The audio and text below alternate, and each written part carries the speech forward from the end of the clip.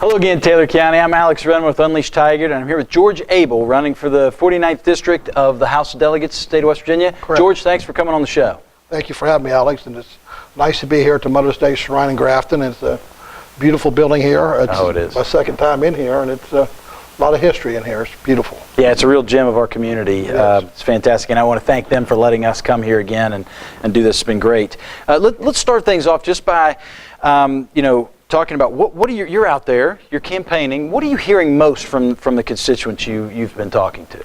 Well, I hear a lot about the PIA. That was a big issue here, 8 months ago with the teacher strike. Taylor County had a lot of support down there. I went down with the teachers. There's probably close to 10,000 people down there, and they weren't happy with what was going on in Charleston with the legislators. And I hear a lot about that. What's the long-term plan for PIA? And also teachers and state employees' pay increases. I hear a lot about that.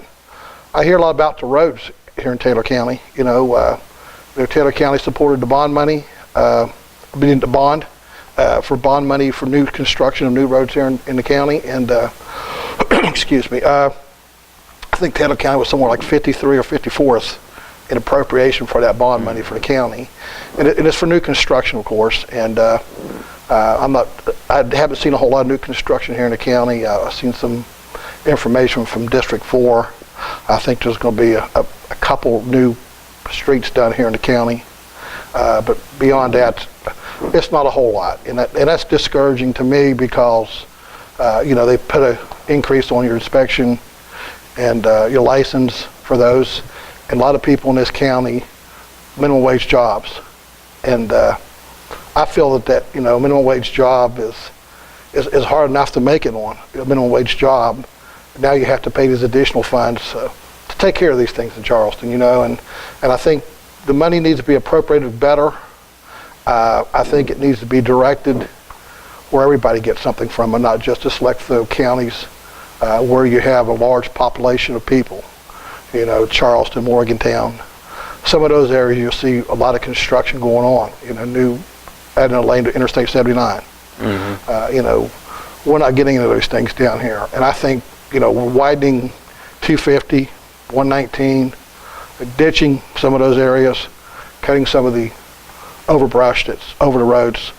Those things are important to the residents here in Taylor County because you see those things and they're not being taken care of, and of course the potholes. And those things need fixed. A lot of repaving needs done here in the county, I think, and that's a big issue talking to some people here in the county. And of course, jobs. They'd love to see manufacturing come here. There is a lot of people that work here in the county that travel outside of the county to work. But they'd love to see something come here where they could make $25, $30 an hour. And I'd love to see that too, being a person from West Virginia. And it's not impossible. I think it just takes some work down in Charleston, work with other delegates. It's a joint effort, of getting those things to happen. West Virginia is a great state. I've been here all my life, and it's home. If when you're out there talking to constituents, is there anything that you've either on an issue based or just some concept? Is there anything you've changed your position on, or really maybe feel stronger about it now than maybe you did before the election? Well, I feel stronger that the people feel that they don't have proper representation in Charleston. They've been promised, I'll support you, I'll stand behind you on this matter, and they feel that it has not happened. I'm for the people. I'm not for any manufacturing business or drug business or pharmaceutical. I'm for the people, and I want to be a people's candidate where, if the common person has an issue, call me, text me, and we'll look at it and see what we can do, But I'm for the people, the working people.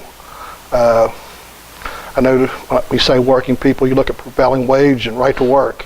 Those have been a few topics that I've heard about too, that prevailing wage has hurt the union business in the area, and right to work also, So some of those things need looked at, I think, too, moving forward with the legislation. Yeah, makes sense. So we talk a lot on this program about engagement. So kind of flipping the tables a little bit on folks at home, are there things that people are asking of you, hey, you need to do this or do that when you get in office that you know really aren't the role of a delegate? And maybe is there something you want to say back to folks to say these are the kind of things that a delegate really impact versus what can't? Well, one person can't go down there and make maybe the difference, okay?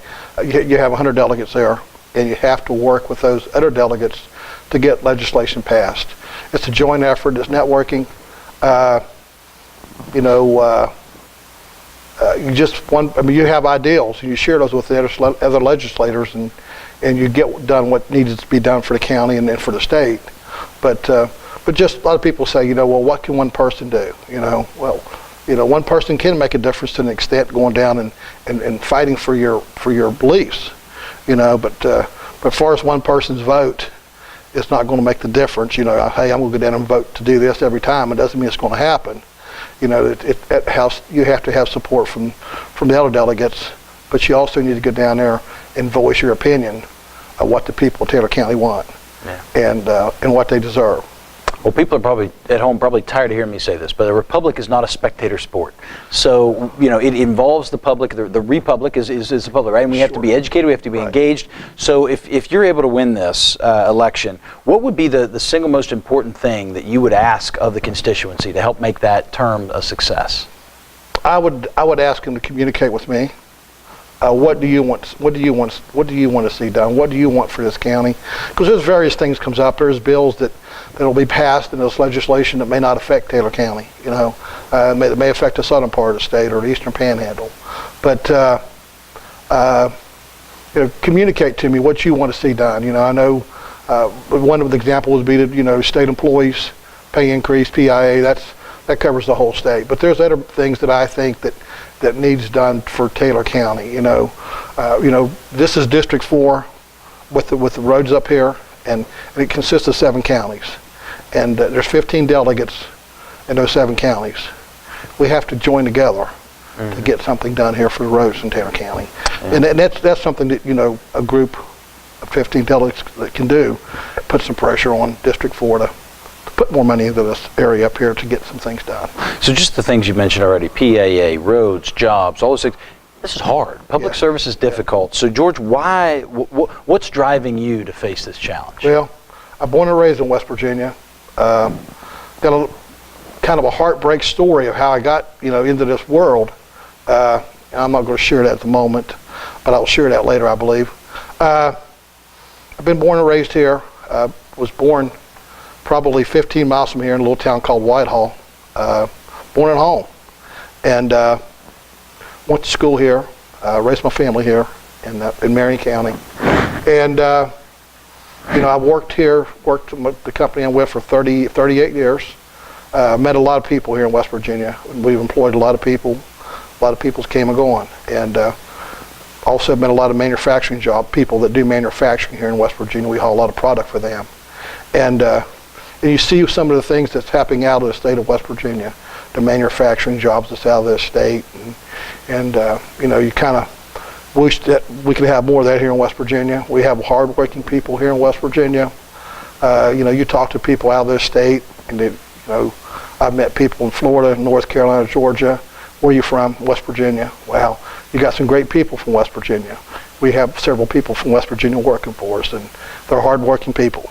And I'm proud of that because I'm a West Virginian. But I want to see those jobs here for West Virginia people. Yeah. Okay, great. Kind of coming back a little bit more fundamental, and it's a little bit of a difficult question with lots of angles, but I'll throw it out there and we'll pull it apart as we need to. But many, so as you know, we poll the community for questions, what they want to ask your office and other offices, and boy, it's clear that their belief, and I think you mentioned it earlier, folks are feeling that there's a lack of leadership, proactive leadership at the state level. And so I would ask you, what is your leadership philosophy? And what I mean by that is how do you stay ahead and informed and proactive? What's your decision-making process? I mean, how would you vote, your voting rationale? And how do you make priorities and then also measure to make sure you're achieving your priorities? Well, I think, first of all, you look at what's there you're looking to vote on. if there's a bill there you need to vote on, or that's going to be voted on, or needs amended or something added to that, you look at it and see how it's going to affect the people in your district and how it's going to affect the people of West Virginia. And then you know, I'm not sure how much time you'll have before you vote on that, but I'd like to come back and maybe put something in a local newspaper. Hey, you know, we're looking at doing this here. How's this going to affect the people of my district? If you have, you voice your opinion to me, text me or email me, and tell me what you think about this.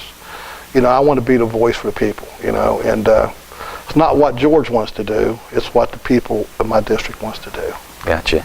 If you're fortunate enough to win, and we sit down, and it's a 2-year term, we sit down 2 years from now, what will you like to be able to say? I was able to accomplish this in my first term.